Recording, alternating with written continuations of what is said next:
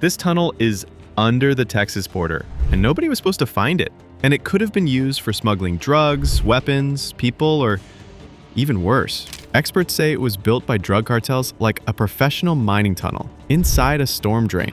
But how did the authorities even find a hidden tunnel like this in the first place? Let's rewind to January 2025 and take you underground into the moment it was discovered. In early January 2025, specifically between the 9th and 10th, Border Patrol officers were doing a normal checkup of the storm drains near the US-Mexico border. Nothing fancy, just regular maintenance work. But what they found? Completely insane.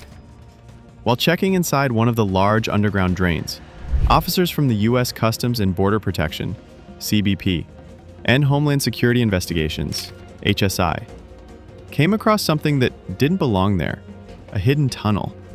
Yes, a literal underground passage that stretched from El Paso, in Texas, into Ciudad Juarez, in Mexico. Now, this wasn't some tiny hole in the ground. The tunnel was about 6 feet tall and 4 feet wide.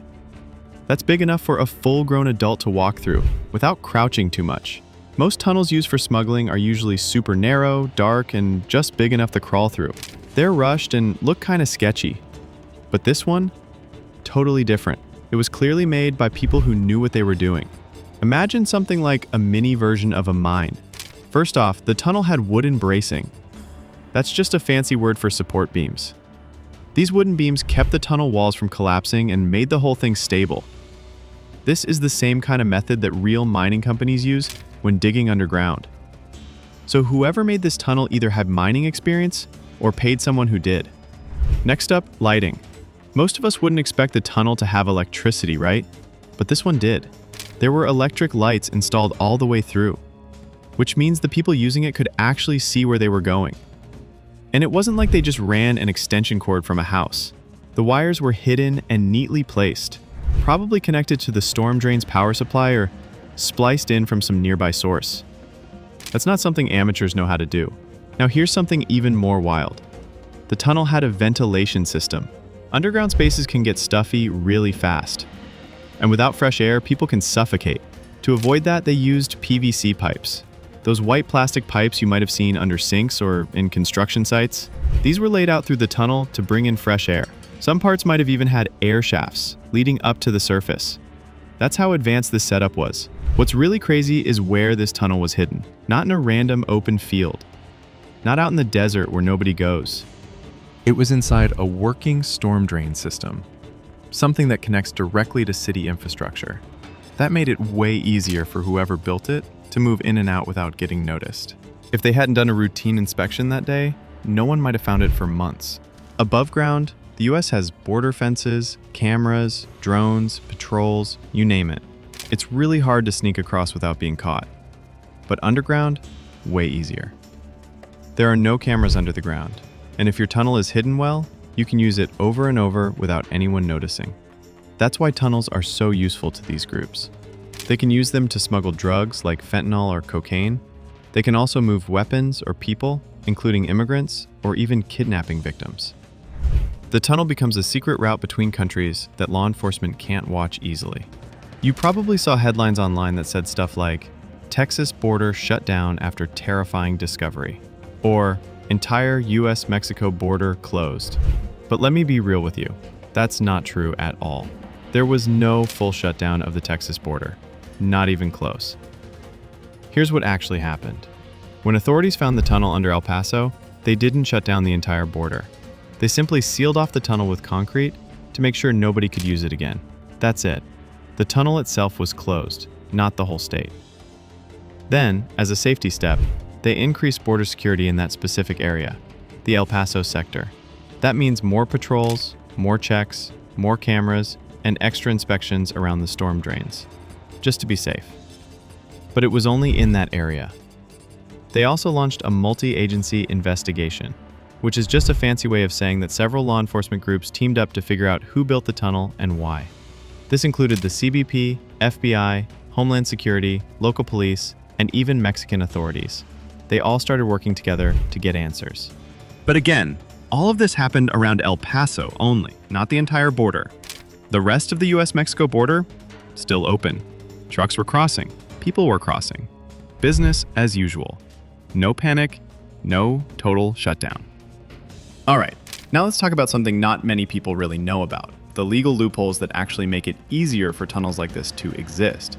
You'd think that digging a tunnel under the US-Mexico border would be a major crime, right? And yeah, it is. Cross-border tunnels are illegal under US federal law.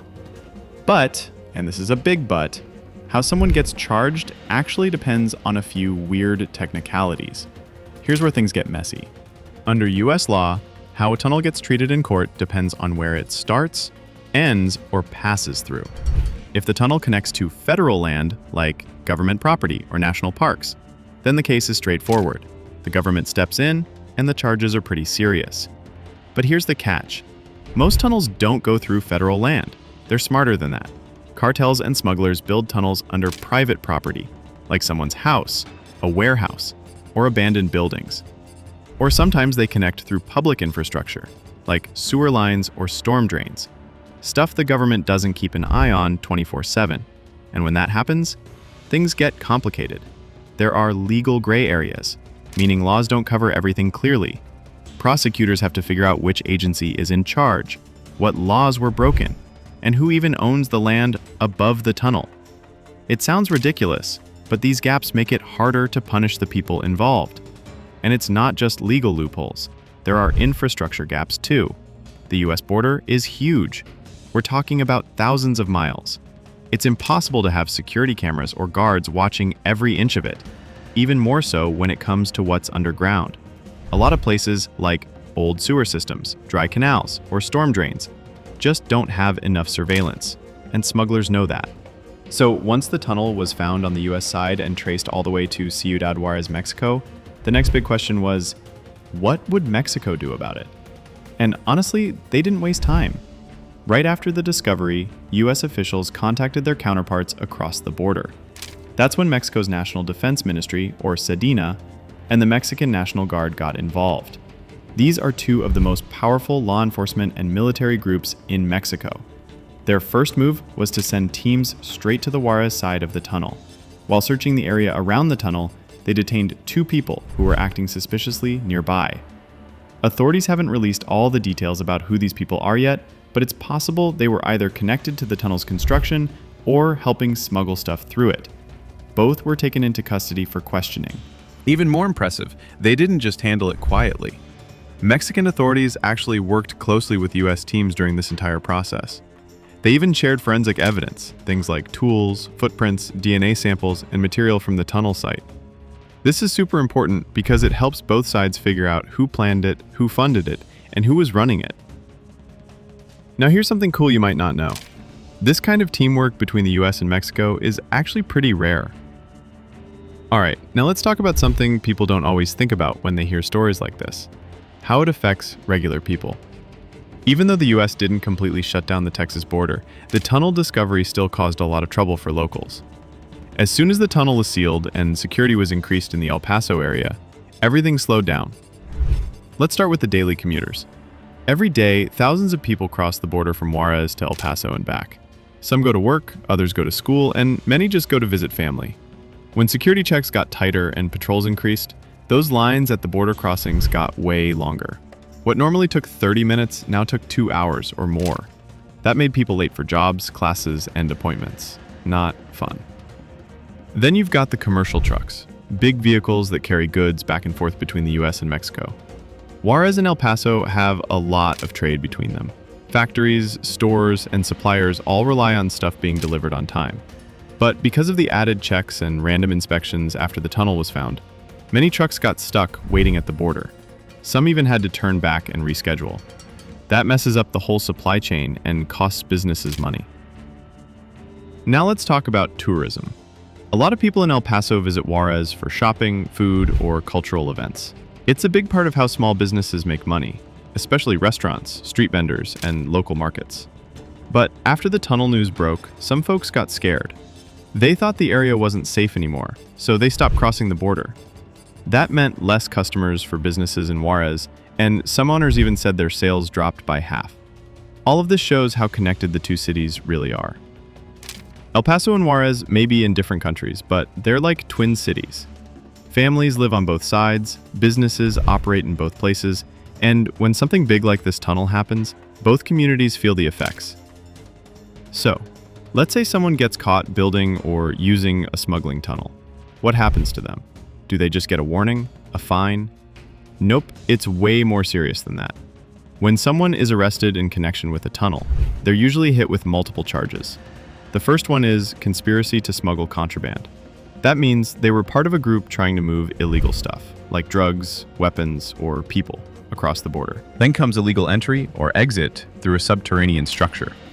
That's legal talk for you used a tunnel to sneak across a national border, which is a big federal crime in the US. Another charge is damage to federal property.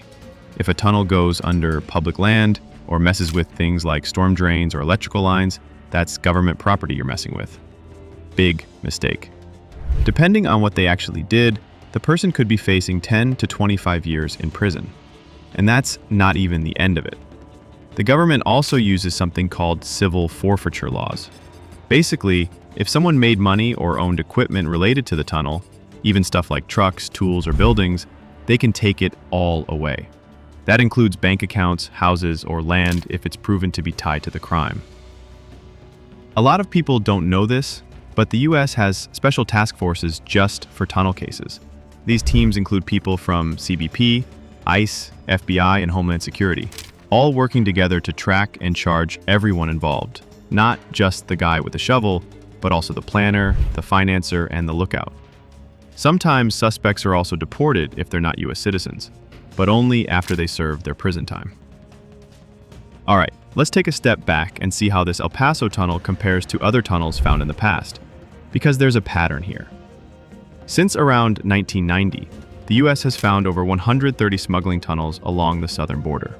Most of them were in California and Arizona, especially near cities like San Diego and Nogales. That's because those areas have a lot of underground infrastructure, like storm drains and old utility lines. Perfect places to hide tunnels. But lately, Texas has been catching up. In 2020 alone, officials found 6 tunnels in Texas. That's a big jump from previous years. And experts say it's because cartels are shifting their focus. Since California and Arizona are getting tighter security, they're now targeting Texas, where the land is flatter and less monitored underground. When you look at how these tunnels are built, they almost all share the same features. They often start near warehouses, abandoned buildings, or storm drains. They use wooden bracing to stop the walls from caving in. Most of them have electric lights and some kind of airflow system, usually made from PVC pipes. And some of the bigger tunnels even have tracks or carts inside to move things faster. If that sounds familiar, it's because the El Paso tunnel had all of these. It's like a copy-paste design, meaning it was likely built by people who had done this before, or at least learned from older tunnels. What's scary is that some tunnels are never even found until years later, and by then, they've already been used for a ton of illegal activity. There's also a clear trend. The better the tunnel, the more valuable the operation. Cartels are putting real money into these things because they know how much they can make back. And they're getting better at hiding them every year. Let's talk about something a lot of people worry about: terrorism. We've talked about how tunnels are used for smuggling drugs, weapons, and people. But what about something bigger, like terror attacks? The good news is this: there's no solid proof that any tunnel on the US-Mexico border has been used for terrorist activity. So far, the people caught using tunnels have mostly been linked to cartels and smugglers, not terrorist groups. But that doesn't mean it can't happen. Here's the thing: once a tunnel is built, any group can use it. That's what makes it dangerous. You might have one group smuggling drugs today, and tomorrow a different group could sneak in weapons or people with bad intentions.